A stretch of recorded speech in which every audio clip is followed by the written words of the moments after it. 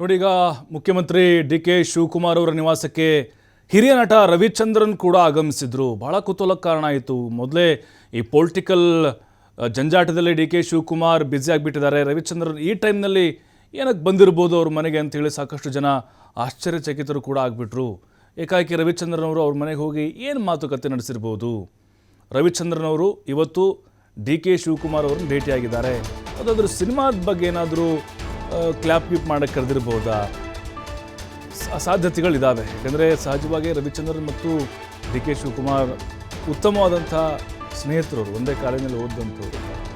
ಈ ಹಿಂದೆ ಭಾಳಷ್ಟು ಸಾರಿ ಹೇಳ್ಕೊಂಡಿದ್ದಾರೆ ಅವರು, ಭಾಳ ವೇದಿಕೆಗಳು ಹೇಳ್ಕೊಂಡಿದ್ರು. ಬಟ್ ಈಗ ಭಾಳ ಕುತೂಹಲಕ್ಕೆ ಕಾರಣ ಆಯಿತು. ರವಿಚಂದ್ರನ್ ಅವರು ಡಿ ಕೆ ಶಿವಕುಮಾರ್ ಅವ್ರನ್ನ ಈ ಸಂದರ್ಭದಲ್ಲಿ ಭೇಟಿಯಾಗಿದ್ದರು. ಯಾಕಂತ ಹೇಳಿದ್ರೆ ಮತ್ತೇನಾದರೂ ನೆಕ್ಸ್ಟು ಚಿತ್ರರಂಗಕ್ಕೆ ಸಂಬಂಧಪಟ್ಟಂಥ ಕಾರ್ಯಕ್ರಮಕ್ಕೆ ಆಹ್ವಾನ ಕೊಡ್ಲಿಕ್ಕೆ ಬಂದಿದ್ರಾ, ಅಥವಾ ಏನಾದರೂ ಬೇಡಿಕೆ ಇಡ್ಲಿಕ್ಕೆ ಬಂದಿದ್ರಾ, ಅಥವಾ ಅವರ ಮುಂದೆ ಸಿನಿಮಾ ದೊಡ್ಡ ಮಟ್ಟದಲ್ಲಿ ಬರ್ತಾ ಇದೆ, ಹಾಗಾಗಿನೇ ಅದಕ್ಕೇನಾದರೂ ಪ್ರಚಾರ ಕಾರ್ಯಕ್ಕೋಸ್ಕರ ಅಥವಾ ಅದಕ್ಕೆ ಏನಾದರೂ ಆಹ್ವಾನ ಕೊಡಲಿಕ್ಕೆ ಬಂದಿದ್ರಾ? ಭಾಳ ಕುತೂಹಲಕ್ಕೆ ಎಡೆ ಮಾಡಿ ಕೊಡ್ತಾ ಇದೆ ರವಿಚಂದ್ರನ್ ಅವರ ಸದಾಶಿವನಗರದ ಈ ಒಂದು ಭೇಟಿ. ಇಬ್ಬರೂ ಸ್ನೇಹಿತರೆ, ರಾಜಕೀಯ ಹೊರತುಪಡಿಸಿದರೆ ಇಬ್ಬರು ಕೂಡ ಬಹಳ ಒಡನಾಟ ಇರುವಂಥ ನಾಯಕರಾಗಿದ್ದಾರೆ. ಅಂದರೆ ಒಬ್ಬರು ಸಿನಿಮಾ ರಂಗದಲ್ಲಿ, ಒಬ್ಬರು ರಾಜಕೀಯದಲ್ಲಿ ಗುರುತಿಸ್ಕೊಂಡಿದ್ದಾರೆ. ಹಲವು ಬಾರಿ ರವಿಚಂದ್ರನ್ ಕೂಡ ಹೇಳ್ಕೊಂಡಿದ್ದಾರೆ, ಡಿ ಕೆ ಶಿವಕುಮಾರ್ ಅವರು ನನಗೆ ಕಷ್ಟ ಕಾಲದಲ್ಲಿ ನನ್ನ ಜೊತೆಗಿದ್ದರು ಅಂತೇಳಿ. ಈಗ ಯಾವುದೋ ಒಂದು ಕಾರ್ಯಕ್ರಮಕ್ಕೆ ಆಹ್ವಾನವನ್ನು ಕೊಡಲಿಕ್ಕೆ ಬಂದಿರಬಹುದು ಅಂಥೇಳಿ. ರಾಜಕಾರಣದ ವಿಚಾರವಾಗಿ ಸಹಜವಾಗಿ ಚರ್ಚೆ ಆಗಿರೋದಿಲ್ಲ. ರವಿಚಂದ್ರನ್ ಅಂತ ಬಂದಾಗ ರಾಜಕಾರಣದ ಬಗ್ಗೆ ತಲೆ ಕೆಡಿಸ್ಕೊಳ್ಳೋಂಗಿಲ್ಲ ಅವರು, ಬರೀ ಸಿನಿಮಾ.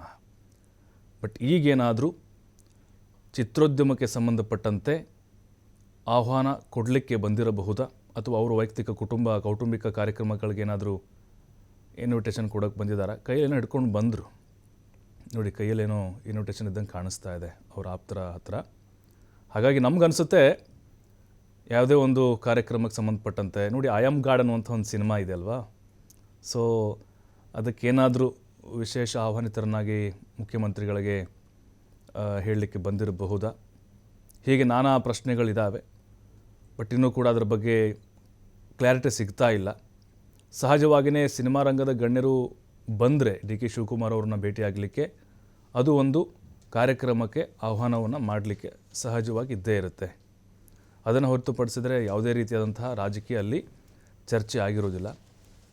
ಮತ್ತು ಡಿ ಕೆ ಶಿವಕುಮಾರ್ ಅವರು ಮೊದಲೇ ಅವ್ರಿಗೆ ಹೇಳಿದರು ಸಮಯ ಕೊಡ್ತೀವಿ ಅಂತೇಳಿ. ನೋಡಿ, ಹಿಂದೆ ಸುಧಾರಣೆ ಅವರು ಬಂದಾಗ ಕೃಷ್ಣದಲ್ಲಿ ಅವ್ರನ್ನ ಒಳಗಡೆನೇ ಬಿಟ್ಟಿರಲಿಲ್ಲ. ಸಾಕಷ್ಟು ಜನರಿಗೆ ಆ ರೀತಿ ಅನುಭವ ಆಗಿದೆ. ಬಟ್ ಡಿ ಕೆ ಶಿವಕುಮಾರ್ ಮತ್ತು ರವಿಚಂದ್ರನ್ ಅವರ ಒಡನಾಟ ಬೇರೆ. ಅಲ್ಲಿ ಯಾವುದೇ ರೀತಿ ಅವ್ರಿಗೆ ಫೋನ್ ಕರೆ ಮಾಡೋದಾಗಿರ್ಬೋದು, ಅಥವಾ ಟೈಮ್ ಕೊಡಿ ಅಂತ ಆ ರೀತಿ ಡಿ ಕೆ ಶಿವಕುಮಾರ್ ಅವರು ಕೂಡ ರವಿಚಂದ್ರನ್ ನೋಡಲ್ಲ. ಆಯ್ತು ಬಾ ಗೆಳೆಯ ಅಂತ ಕರೆದುಬಿಡ್ತಾರೆ ಅವರು. ಹಂಗಿದೆ ಅವರ ಫ್ರೆಂಡ್ಶಿಪ್ಪು.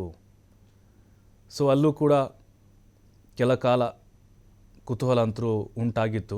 ಯಾಕಂದರೆ MLAಗಳು ಬರ್ತಾರೆ, ಅಲ್ಲಿ ಮಿನಿಸ್ಟ್ರಿಗಳು ಬರ್ತಾರೆ, ರಾಜಕಾರಣಿಗಳು ಬರ್ತಾರೆ, ತಮ್ಮ ನೋವನ್ನು ಹೊರಹಾಕ್ಲಿಕ್ಕೆ ಬರ್ತಾರೆ, ಡಿಮ್ಯಾಂಡ್ ಮಾಡ್ಲಿಕ್ಕೆ ಬರ್ತಿದ್ರು. ಈ ಟೈಮ್ನಲ್ಲಿ ರವಿಚಂದ್ರನ್ ಕಾಣಿಸ್ಕೊಂಡ್ಬಿಟ್ರು. ದೂರದಿಂದ ಬರ್ತಾಯಿದ್ರೆ ಯಾರೋ ಪೊಲಿಟಿಕಲಿ ಲೀಡರ್ ಇರೋದು ಅಂದ್ಕೊಂಡಿದ್ರು. ಮತ್ತು ಇಳಿದ ಮೇಲೆ ಗೊತ್ತಾಯಿತು, ಕ್ರೇಜಿ ಸ್ಟಾರ್ ಅಂತೇಳಿ.